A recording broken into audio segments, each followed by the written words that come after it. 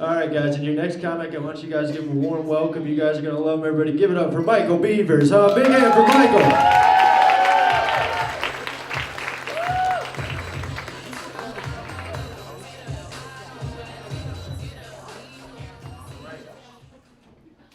Keep going for yourselves, man. Keep going for yourselves, man. You know why? Helium's now one of my favorite places to perform. You know why that feeling's one of my favorite places?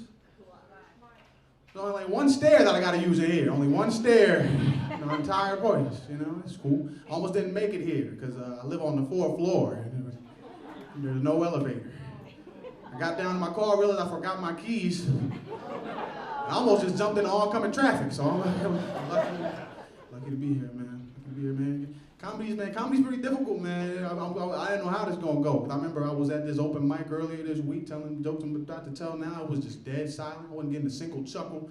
And somebody walks into the bar, they say, "Hey, are you doing comedy?" And you know, that's a valid question when you're getting no laughs. And I was embarrassed about it, so I just lied. I was like, "Nah, I'm doing spoken word. This is a poetry slam. You ain't know." I like being in Philly though, man. Keith was talking about gentrification. A lot of gentrification, man. We got any gentrifiers in the house tonight? Gentrifiers. I like gentrifiers. They're always woke. There's always the gentrifiers with the Black Lives Matter signs in their windows and shit. I be getting skeptical every time I see a Black Lives Matter sign in the gentrifier window, though, because I'm not sure if it means Black Lives Matter or please don't rob me. You know what I'm saying? Crazy. I was talking to one gentrifier, white woman from out of town, right? She ain't understand the term John. I was trying to explain it was a noun. She wasn't getting it, so I was like, all right, I gotta translate this to universal Caucasian. You know? So I was like, all right, you know, your white equivalent of John is gonna be, like thingamabob, you know? Or, you know, like whatchamacallit, you know, like doohickey, right? You know, I speak pretty fluent Anglo-Saxon. I know these are words in the white vernacular. You know? That'd be cool if that translated. We call women Jones in the black community, though. That'd be cool if that translated, though. Like one of these white dudes saw an attractive woman across the street and said, "Oh, zoo-wee mama, that is one hot thingamabob." You know, I make jokes about gentrifiers. I'm not even from Philly myself. I wanted to make it look like that, though. Like, I tried to grow out my beard before I moved to the city. So people might think I'm a native Muslim Philly boy. Nah, dog. People be thinking that, too. I be wearing my do-rag around. People be thinking that, but nah, man, I'm a transplant. I'm from Burlington Township, New Jersey. I usually take off the do-rag before I perform anyway. Let me actually go ahead and do that real quick. Forgot. All right, now go ahead. Christy, get started, man. Christy, go ahead and get started. I like being in Philly. I learned a lot about myself living in Philadelphia, man. I learned a lot of, because Philly's discovered. Remember like a few months ago, Philly became Flint, Michigan for a couple days. Remember that? Philly's where I learned that apparently you're supposed to change your Brita filter. I was wondering why my water tastes so chewy.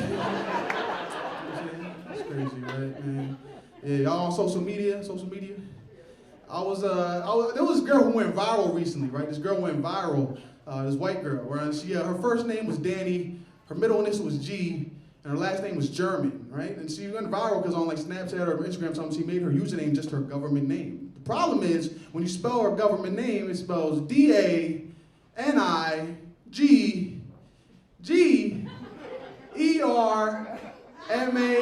What is that spell, sir? What is it? Say it out loud. This is funny. Your username is the nigger man. It's funny. That's amusing me. I looked at this. I'm like, you ain't think to just like putting like any sort of punctuation in between your name? Nothing? Not an underscore between the G's? I'm like, this was funny to me. It was amusing to me because like, don't the nigger man sound like some sort of Alabama folktale? Like you go in the bathroom, shut the lights off, say the nigger man 3 times. He come in there and slap you on the forehead with his big black penis. And he go in the fridge and steal all your watermelon. Okay, you gotta close the closet door at night because the nigger man might be waiting in there. Steal your television. All right, cool. So y'all like nigger jokes. That's what's up. Racism, man. Cool. Racism so interesting, man. Anybody in here racist? Cool, man. I'm kind of desensitized to racial slurs. I won't respond in the way you might think, right? Or the N-word. I remember one time, I noticed because I'm driving home from the burbs, right? And this Karen pulls up next to me. She says, "Turn your headlights on, nigger." And I was like, oh, shit. My headlights been on this entire time. So I turned my headlights on. And I was just confused how she could manage to be considerate and hateful at the same time. Like, it was racist as hell, but it was courteous. So it was weird. I know I could have cursed her out, spazzed on her, flipped her off, but I felt really weird because the first thing I wanted to tell that bitch was thank you. So that's exactly what I did, but as I ran her into a tree. All right, y'all been fun. Give it up for your host. Bring it back.